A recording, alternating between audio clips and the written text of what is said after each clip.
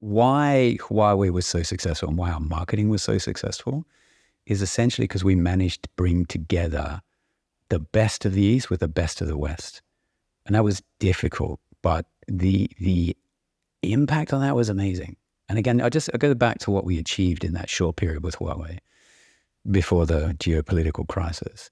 I mean, in less than 3 years, we went from not being known to at one point the number one smartphone brand in the world. And in many of those European markets, in the UK, we grew from, I think, 0.2% to 25% market share in the premium tier in less than a year. That's incredible. That's just incredible. Now, products were amazing. Let's not forget, marketing's great, but actually if the product is not there, if the business processes are not there, it's nothing. So we're dealing with incredible product. I'm Eric Fulweiler, and this is Scratch, bringing you marketing lessons from the leading brands and brains rewriting the rulebook from scratch for the world of today. Hey everyone, fascinating conversation today with Andrew Garahy. So good. I mean, there are so many things in my mind. This is absolutely not one to miss. Whether you're interested in building brands in and coming out of China or not, this one is chock full of advice and lessons from someone who has really been at the top echelons of building global brands. So Andrew is a seasoned marketing veteran. He has built some of the biggest challenger brands in the world, as well as incumbents. He was at Vodafone for a long time. He was at Samsung for a long time, involved in the 2012 Olympics activation and sponsorship that they did. During his tenure there, he also grew the brand from 7th to 1st place among its peers in certain markets. But a lot of the conversation that we focus on today is his experience in China. So he was eventually the global chief brand officer for Huawei, the biggest tech brand in China and one of the biggest tech brands globally. He went from there to work on Didi, which is China's Uber competitor, and help them grow internationally. He's since moved on to OLX. He's just exited with them, and he's launched the CMO Coach, which has a waiting list, but is definitely something that you should check out based on the experience that he shares. I mean, you'll hear me in the beginning, like, I'm fascinated by China. We don't do business in China's rival. Personally, I don't have a lot of experience, but how can you not be fascinated just professionally with what's going on over there from a business standpoint and a brand and marketing standpoint? And here's a Westerner who was in at the highest ranks and built and managed some of the biggest brands in China. It's fascinating. So he has a lot to share. I really love hearing his quote, Chinese agile marketing framework that actually the team at Huawei taught him and was a huge part of what allowed them to grow the Huawei brand the way that they did. So many things for people to learn from this one. I'm just going to shut up and let you get on with it. So without further ado, please enjoy my conversation with Andrew Garahy. Andrew, thanks so much for making the time. I really appreciate it. How are you doing today? I'm doing brilliantly, thank you. And thank you for the opportunity. It's great to be here. Amazing. Well, I know we got introduced through a mutual friend. You two had some overlap in your professional careers in China. And I'm really excited about this one as people who have listened thus far, because I would have done the intro and talked about how excited I was and how great this conversation is going to be. But we haven't actually had anybody on. We've had people on that have had experience in China. And I know we're going to talk about more broadly than that, your kind of experience and your perspective and what you're up to now with the CMO coaching that you're doing. But I'm really excited to dig into this, both because I think our audience is going to be really interested. And for me personally, just fascinated to hear more about what you've done in that part of the world. So we will get into it. But before we do, the icebreaker question that we ask every guest, can you please tell us a challenger brand that you're particularly passionate about right now and why? Yeah, great. But a challenger brand that I'm particularly interested in right now, it's actually a Chinese brand. It's an electric car brand called NIO. I don't know if you've heard of NIO, but they are fascinating in that they started very much like Tesla at the high end. But why they are super interesting is because not only are they kind of challenging the status quo in EVs, but they're challenging the biggest consumer pain point, which is charging. So what NIO have done is they've created electric cars with swappable batteries. So you buy the car, but not the battery. and then you drive into a swap station, and in 3 minutes, a robot changes your battery. So it overcomes all the issues about having to have off-street charging, having to queue. It overcomes range anxiety. So you can go and change. If you're doing a really long trip, you can go and put in a much bigger battery. If you're just doing short trips around the city, you can go in and put in a kind of a lower range battery. So for me, they are super interesting. Also because they've done the whole thing with community-based marketing. So they have these neo houses, which they've launched all over China, which is like, they're really trying to build communities. So super, super interesting. I've been lucky enough to chat to both of the founders of that company a couple of times. So super impressive what they're doing, not without huge challenges, but as a brand, not only challenging the automotive status quo, but challenging the EV status quo. I think they're super interesting. Fascinating. Yeah, I just looked it up. I hadn't heard of them before, NIO, and we'll include a link in the show notes. And it does look like they're in Europe, but not in the UK yet. But I see an article from July 2023 saying they were going to enter last year. So hopefully they're going to be here this year. I think that was part of, can't remember if it is something that Tesla does. You probably know better than I. Or it was just one of the original ideas from Musk to do the battery swap out as opposed to just the recharge. But that's fascinating. And now obviously one of the brands that I can't remember if it was someone on the show before or we talked about at one of our CMO roundtables that I've been really curious about is Polestar, which I know also comes from China and is part of the Geely, Volvo kind of whole thing that's going on over there. That's a great one. We'll definitely have to look more into that. Yeah, super, super interesting. Great. Cool. So before we get into talking about your experience and the brief that we wrote for today, can you just give a quick overview on your background and what you're up to now? Yeah, sure. So look, my background's pretty straightforward. I'm a long-time marketer. I've been doing marketing for over 30 years. I've led marketing teams on six of the 7 continents. The only continent is the Antarctica, which I haven't led any teams there. I've led teams across financial services, consumer electronics, consumer durables, telecommunications, semiconductors, ride-hailing, food delivery, automotive marketplaces, etc. The last 10 years, I've been in global CMO roles, so pretty much across a much bigger geographic spread. And the last 8 has been really heavily focused on BRIC countries, specifically China, South America, and most recently India and Indonesia. Right now, I'm just coming off a 6-month sabbatical, which has been amazing. And I'm actually working now on readying the CMO Coach for a proper commercial launch. So that's how I'm spending my time right now. Love it. And I know we're going to talk a little bit more about the CMO Coach towards the end, but the place that I want to start is, of course, China. So, maybe it's just me projecting my fascination with it, but I really feel like if you're a marketer in the world of 2024, how can you not be fascinated by what's going on in China from a business, marketing, brand, culture standpoint? But most of us, at least in the world, sitting here in London, being from the US, most of us don't have a lot of experience in China, myself included, by the way. So I'd love to just hear a little bit about kind of what we should know, what we can learn from your experience, if it's just professional curiosity, or I'm sure there are people listening for whom either their business is or will be at some point within or around China. So why don't we start with, I know that, you going to China, you ended up in pretty senior roles as a Westerner over there. And I think I remember you telling me that at Huawei, you were either the only non-Chinese exec, either at the time or, at all. So what led you to China and how did you end up breaking in as a senior executive, being a Westerner within Chinese companies?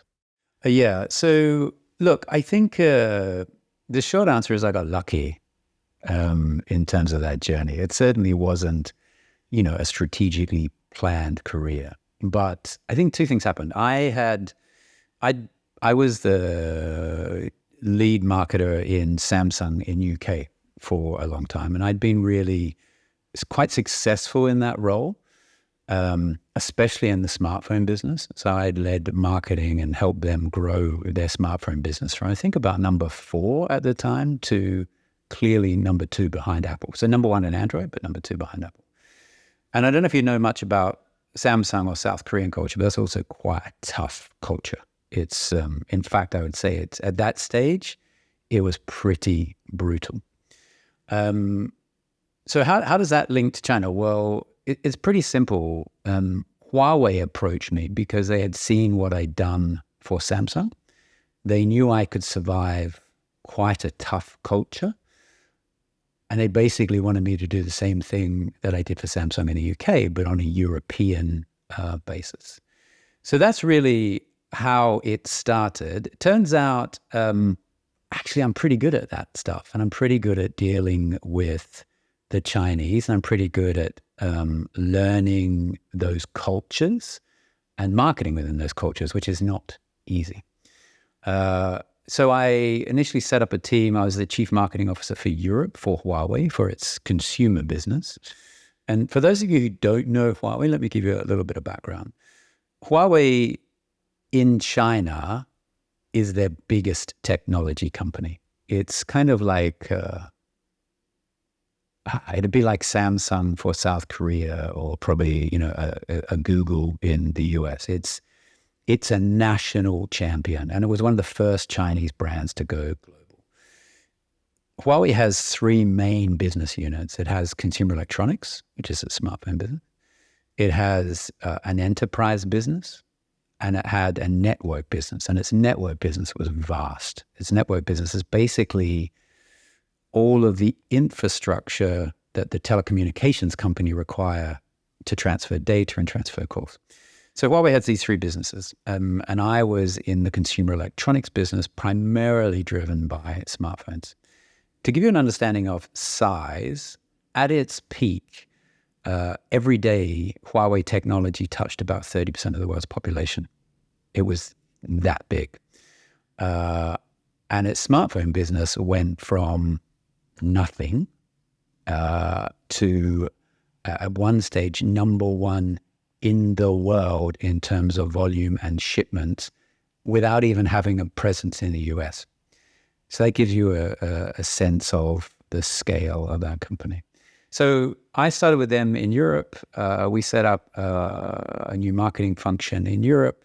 We went from about number 7, not registering in market share, to pretty much number 2 in Europe. We were number 1 in Portugal, number 1 in Spain, number 1 in Italy, number 2 in Germany, number 2 in France. And in the premium tier for a short while, we became number 1 in the UK.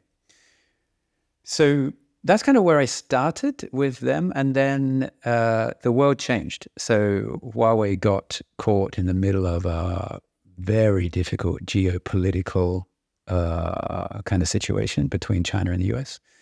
And its brand started to come under immense pressure and kind of attacks from the US.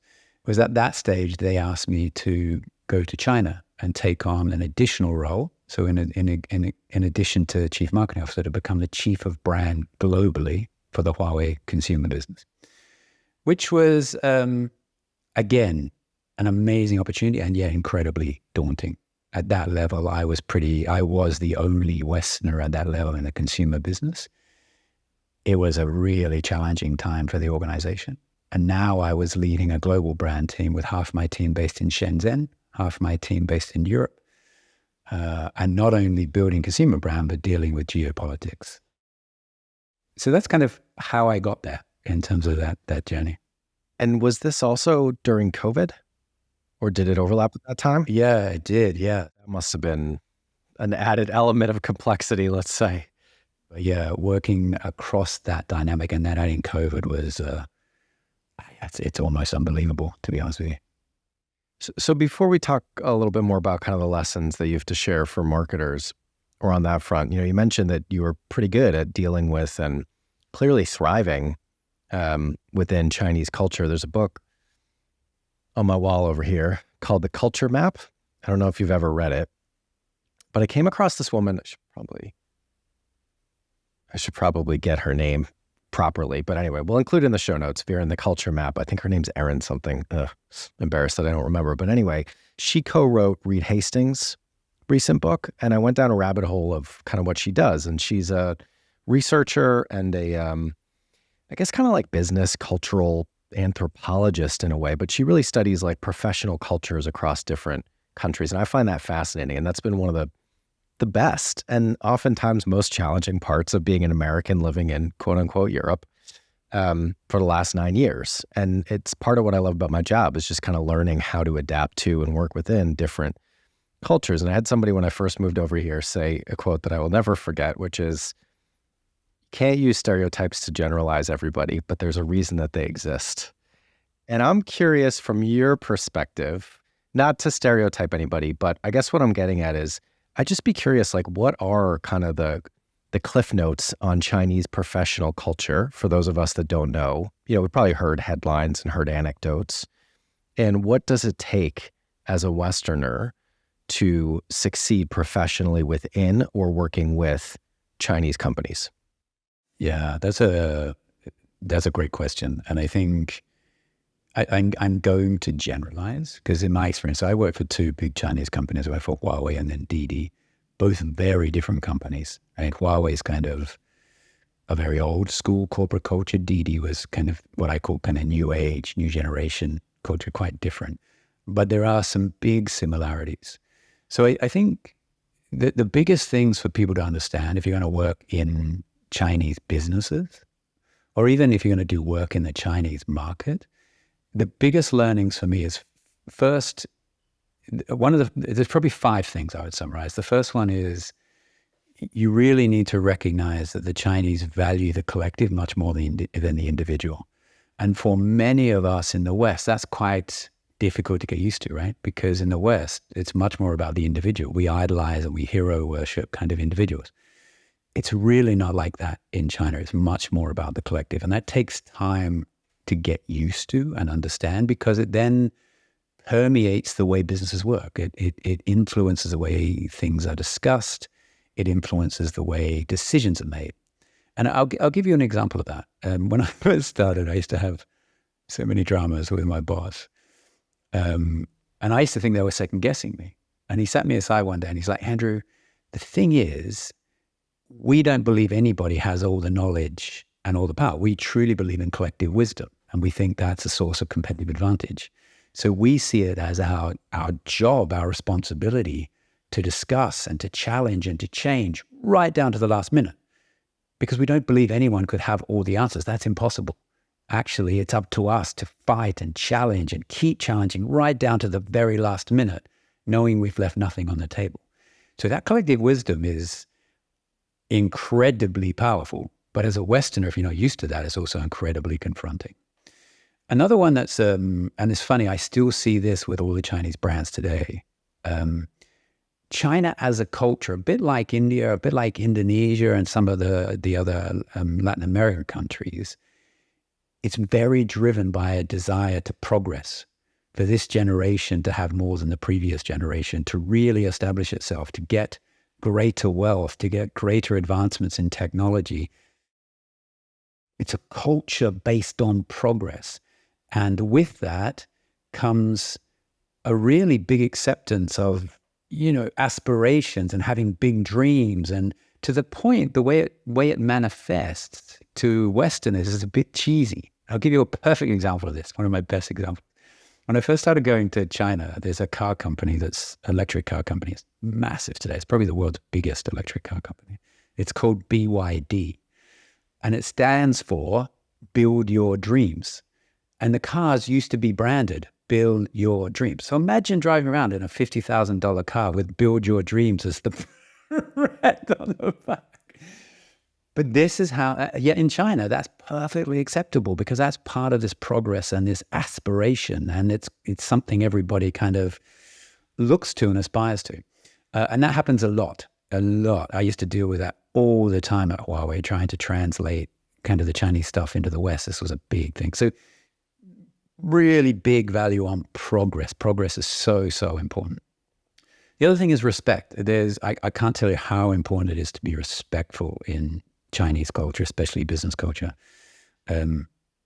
I've seen so many people come in trying to, educate the Chinese and teach the Chinese and show them how it should be done with a complete lack of respect. That will finish your career in an instant. You've really got to have humility and be really respectful, and you've got to earn the right to challenge their current thinking or ways of doing things.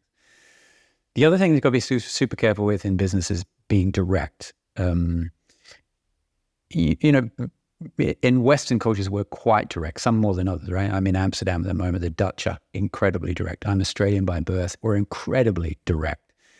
Not with the Chinese. We used to always talk about, there's the shortest route from A to B will be the longest route in Chinese business, because you'll probably piss somebody off and then you'll be going around in circles for months.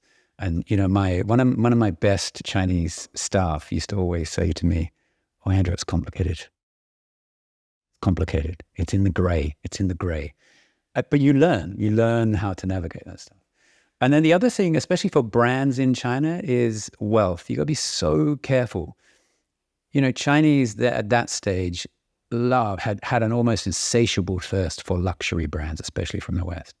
But there's this real paradox between having that wealth and wanting to display it, but being very careful not to raise yourself too high. So it was a very subtle display of wealth, yet juxtaposed with a ruthless focus on value for things that weren't visibly shown, like everyday essentials and stuff.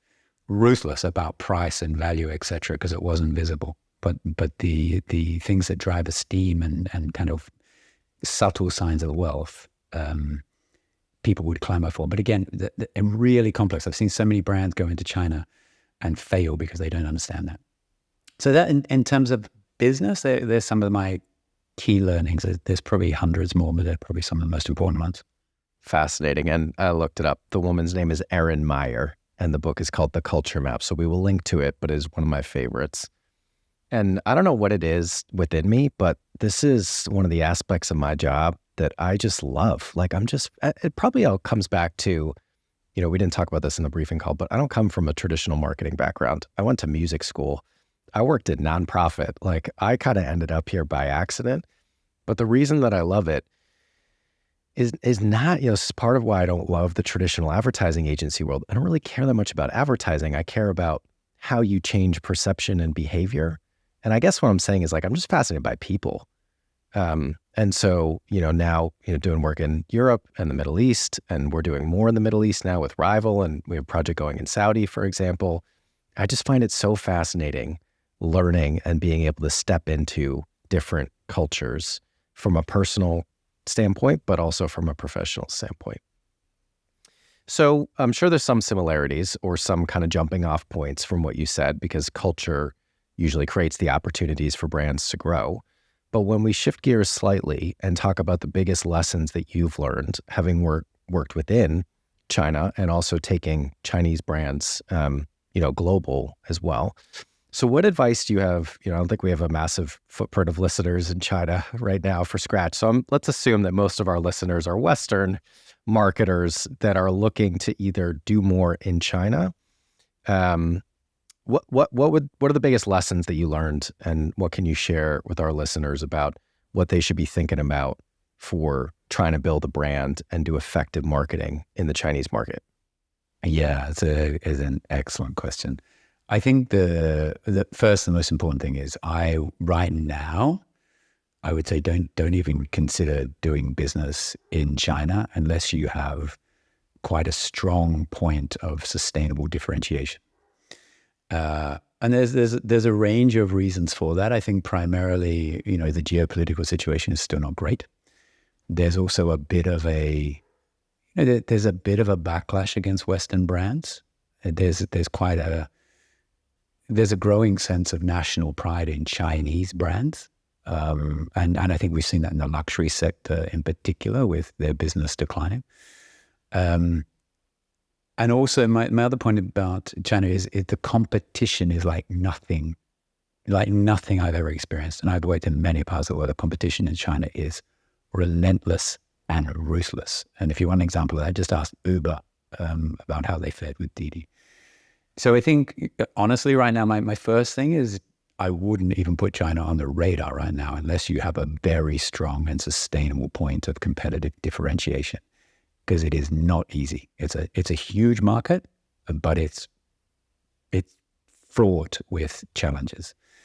If you do, I think there's probably 4 or 5 key things. The first one is respect, respect, respect.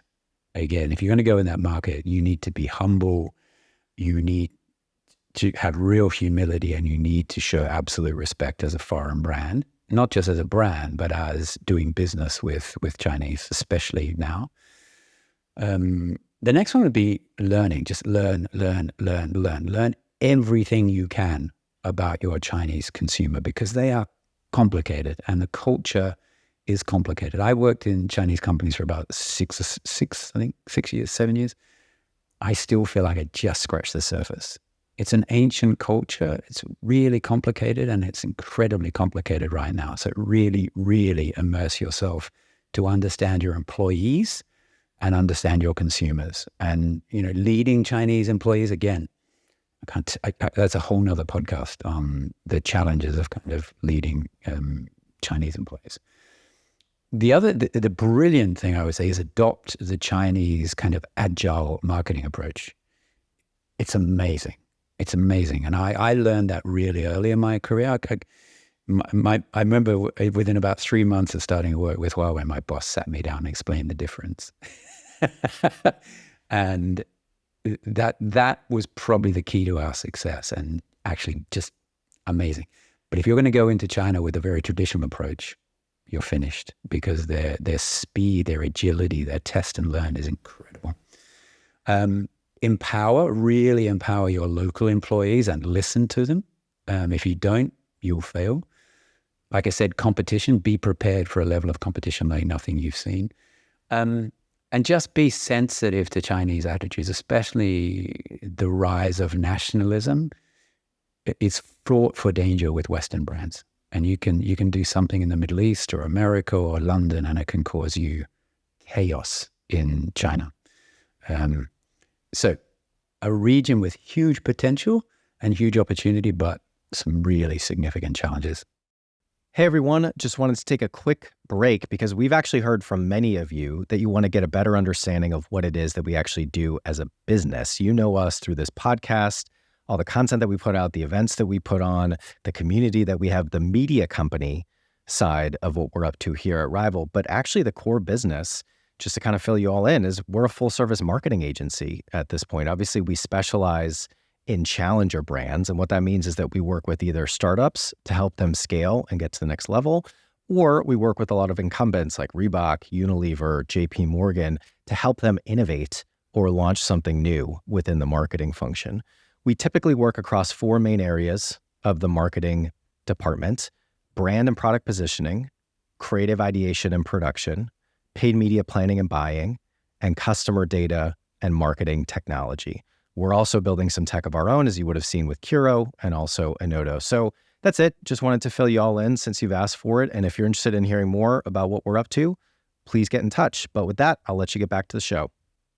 So I'm assuming that this Chinese agile marketing framework is a bit of what we're going to talk about with your Huawei case study. So maybe let's move on to that. So you mentioned in our prep call that you had a framework that you could share of how you helped to deliver the growth that you did at Huawei. And maybe we can kind of combine, if it's relevant, to dip in and out of the Didi work that you did as well.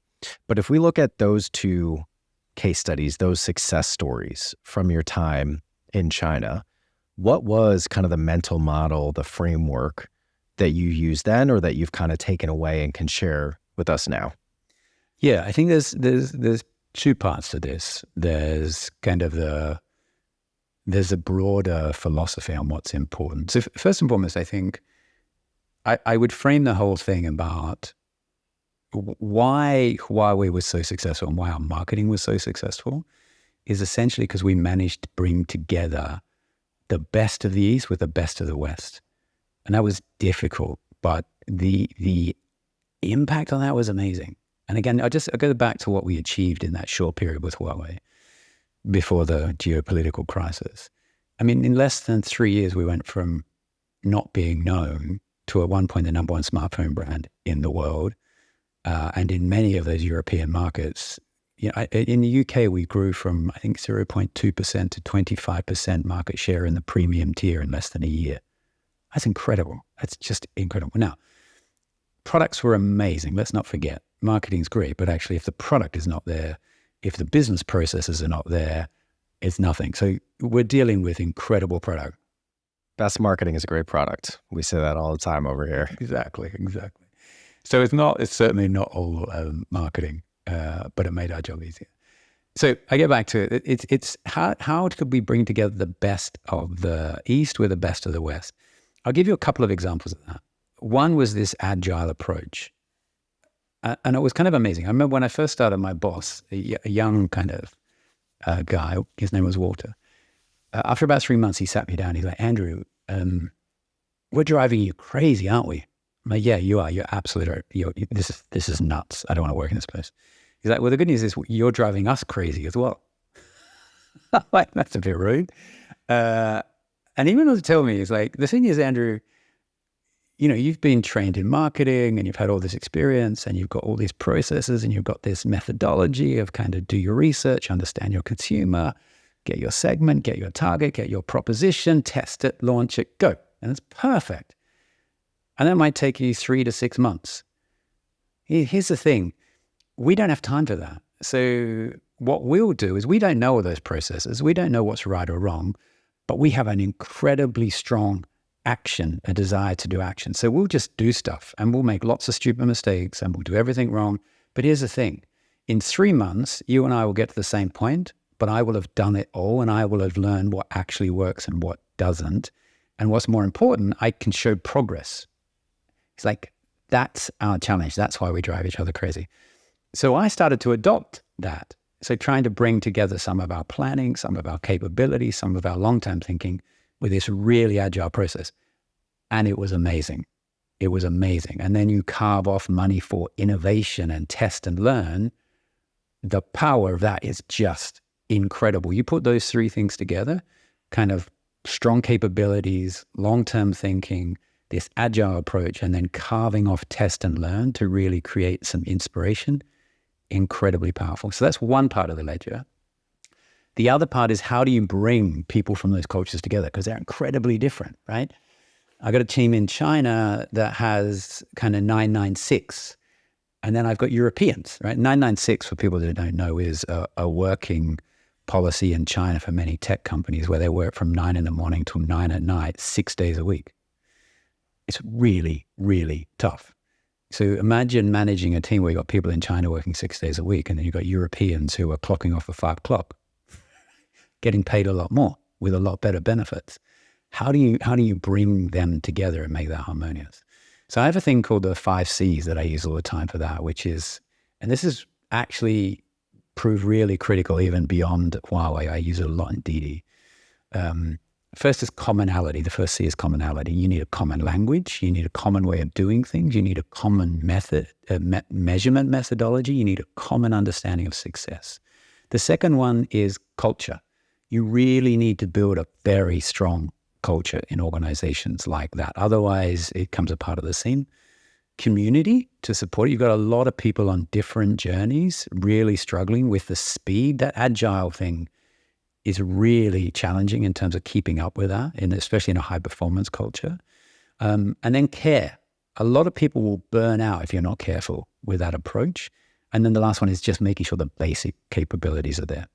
So that's kind of my framework. It's kind of encapsulated inside here, bringing together the best of the East and the West with this long-term thinking, really agile kind of executions and test and learn, setting aside dedicated monies for innovation with no implications if it doesn't work, and then the 5 C's to try to stitch it all together.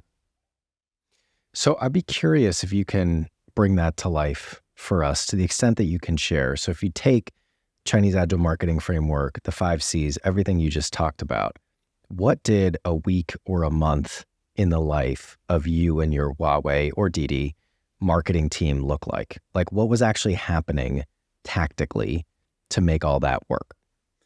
Wow, that's a big question. That's a big question. Let me try and give you a more practical example or a case study to understand that. Let me give you a case study. We would launch in Huawei in the smartphone business. We'd probably launch 50 new products a year. Now, of those, only 3 would be flagships, which we put a huge amount of money behind. But you're launching 50 products a year. So imagine that. That's vast. The best example of this I can think of is, and this was probably the turning point product for Europe, was a product called P20. It was a smartphone. So it's kind of a flagship smartphone for Huawei. And it had, I think that one was a triple Leica camera. That was the first time we had these triple cameras. We took that product to market within 90 days. Across 15 countries in Europe, from start to finish, from seeing the product to creating TVCs, through the line advertising, all the measurement, our innovation fund. So every time we would launch a product, we'd carve off some innovation. That's when we first started using AI. So this is back in 2017. We launched that product as the first smartphone with triple camera powered by AI. And again, no one was even thinking about AI in those times. So what does that work ever take? That would be a pretty huge team. So I had a team in London in our European head office of about 70 people, plus the countries, which was about another 180 marketers, plus product marketing in China to get that to market. But we do that in 90 days. And you're really not having any time off in those 90 days. You're preparing. That's intense. And did you tap into agencies heavily as well, or was it mostly in-house? Yeah, no. So primarily we used agencies for the big TVCs. So at that stage, we would build TVCs specifically for Europe. So we wouldn't use the Chinese TVCs because they were very different. Right? Huawei was already a national champion. It didn't have to sell itself or build a brand. But in Europe, we were trying to make it feel like a European brand, a bit like Samsung. A lot of people knew who Samsung was. They didn't even really know they were South Korea, right? They felt like they were a European brand. So we would use agencies for the big TVCs. Obviously, they're huge. We're talking multi-million-dollar budgets to get those things built and launched. Obviously, media planning was massive. We were very big spenders on media. So we used big media agencies consolidated across Europe. And then the rest was pretty much in-house. Everything else was pretty much in-house. A bit of retail was outsourced, and our countries would do a lot of the trade marketing. So we'd use agencies to support the trade marketing. So it was a real mix, but huge logistical exercises to get those things launched. And the thing is about that, it's not just the launch, right? We would, every one of those would have a launch, kind of a pre-launch, a launch, and a sustain phase. Because it wasn't just getting a launch, you had to get the sales, right? If you didn't get the sales, you had a bigger problem to deal with. Just hurts my brain a little bit to think about how much work must have got into that. I mean, I feel like it would take a month just to kind of map out everything that you need to do. But it's fascinating because, for us at Rival, our portfolio is probably 50-50. And I would argue probably with our guests on the podcast as well, between startups, so, businesses that are looking to grow and disrupt a category, and bigger incumbents that are already at scale. And often, almost always, really, one of the biggest advantages that I think those startups have over the incumbents is speed. It's a speedboat versus an oil tanker type of analogy that everyone's heard 1,000 times before. And I think that's the biggest vulnerability of incumbents, is that it just takes them so long, not just to get to market, but to be able to learn from what they're doing and adjust and adapt. And so it's fascinating. The few and far between examples of big companies, like having worked with Amazon for a long time on the agency side, I can say they move pretty quickly as well. But those stories are just fascinating to understand how that's actually happening, because I think that's a huge, huge piece. And you already said this, I'm just kind of reiterating it, to what allowed you to deliver the business results and market share growth that you did with Huawei. So I know we only have about 5 minutes left. I do want to talk about what you're doing now, because I definitely think this will be relevant to our audience. So you've taken up all this experience and packaged it into the CMO Coach. So tell us about the CMO Coach. Yeah, so this is a huge passion of mine. So I started this kind of just as a side hustle about a year ago, and not as a commercial venture. I started it as really a pro bono thing, and it came about. Well, the initial idea first came about when I was spending so much time in China. So as I said, when I was living in China on and off about 6 months a year, and I had quite a big team there. I think I had about 30 people in China, and I was blown away by the young talent in China. It was so impressive. Their dedication, their commitment, their passion. It was just a whole nother level, blown away. However, they were not reaching their potential because they weren't getting any investment, right? In those cultures, it's very hierarchical. Respect is really important. You never challenge someone more senior in the ranking. You take your time and do your apprenticeship, etc. But you had this amazing talent that wasn't getting developed, wasn't getting those opportunities. And even then internally, I started creating mechanisms to give that talent opportunity to, kind of present to forums, to come and do keynotes, to do special projects, to do case studies, to just kind of get a platform and get development and raise their profile and learn. And again, watching how they responded to that was incredible. I'd give these young, just out of university, a case study. And these case studies they would do, oh my God, some of my most expensive marketers couldn't get near them. The level of research, the level of focus, the level of thinking, it was just astronomical. But it was also driving me crazy that these guys weren't getting developed. And when I left Huawei, I was really concerned about what would now happen to them because they didn't have that kind of development. Then I went on to work in Latin America, and I was so lucky to spend a lot of time in kind of developing markets there. So in kind of Brazil and Mexico and, Chile and Argentina, etc. And again, I was blown away by the quality of talent there. It again wasn't getting developed. I went into work in Indonesia and India. The same thing just kept happening. And then I started to reflect that the reason I was getting all these jobs was because CEOs would call me and go, Andrew, our marketing's shit. We need someone to come fix our marketing. It was good for me. It was good for my career. Marketing wasn't shit, actually. A lot of them had really good people. I think in all of those, I didn't fire that many people. They were really good people. They just didn't have the right organizational structure. There wasn't the right philosophy. There wasn't the right support. And there certainly wasn't the right training and coaching for young marketers, especially marketing leaders. And so I decided to try and do something about it. So about a year ago, I started the CMO Coach, really pro bono, just helping out young marketers, especially young CMOs. And a lot of young CMOs and startups who are really struggling. They're getting their first CMO. It's in a startup. Startups are just crazy. Founders are often very, very challenging. And you've got these young CMOs who are just dying. And they burn, right? So many of them just get fired or leave or burn out. So that's why I started it.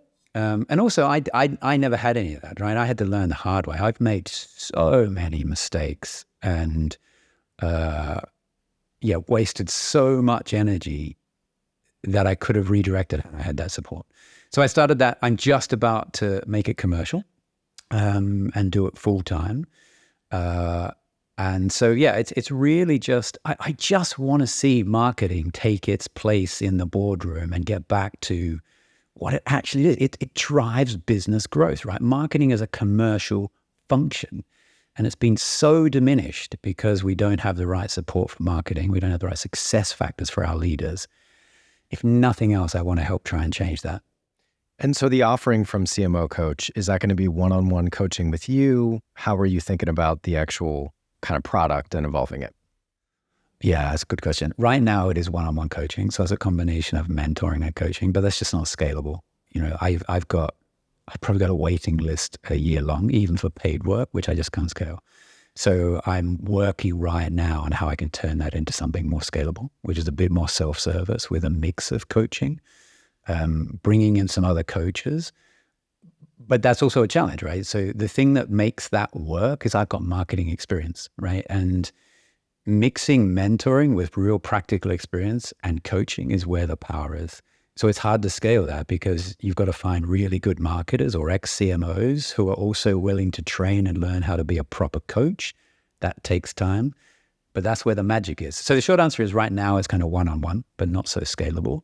But I'm working on, building a program that will allow me to scale that in time, but that's going to take a bit longer. If you ever want to jam on that, we've got our Rival Academy. I've got a lot of thoughts for you on how you can scale that. So, we'll pick up on that. But I mean, I think anybody who's listened this long through the podcast knows that you have a ton of valuable experience and perspective to share and are incredibly articulate at kind of summing it up. So it sounds like it's going to be, you've already got a year-long waiting list, so it already is a very successful coaching business. So before I let you go, quick, one sentence answers to our lightning round, if you don't mind.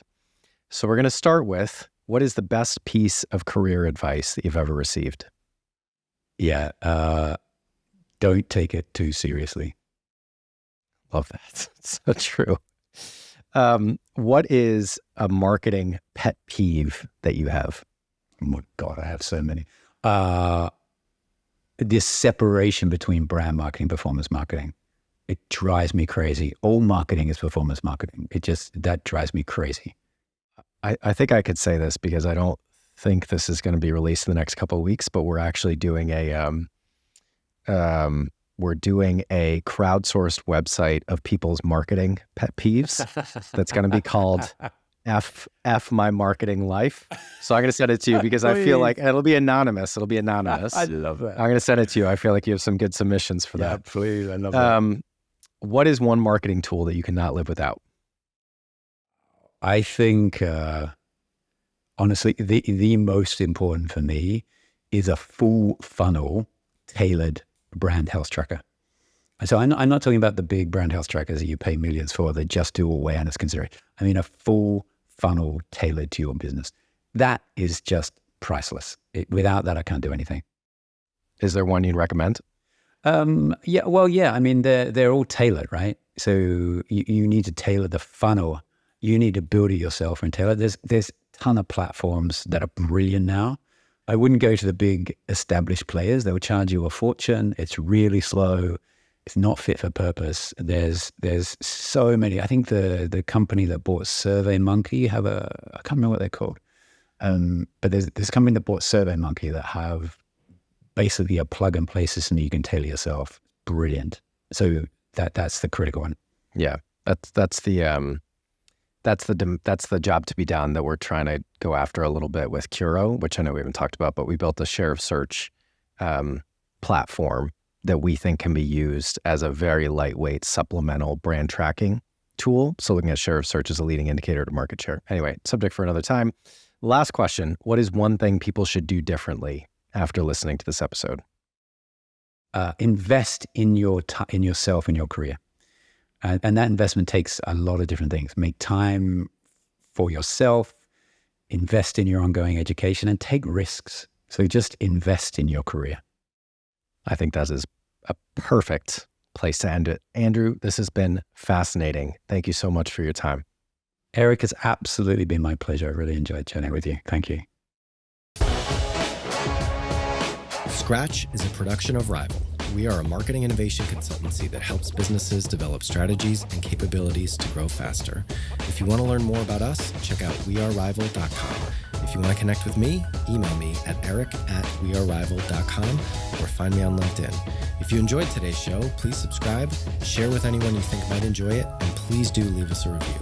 Thanks for listening, and see you next week.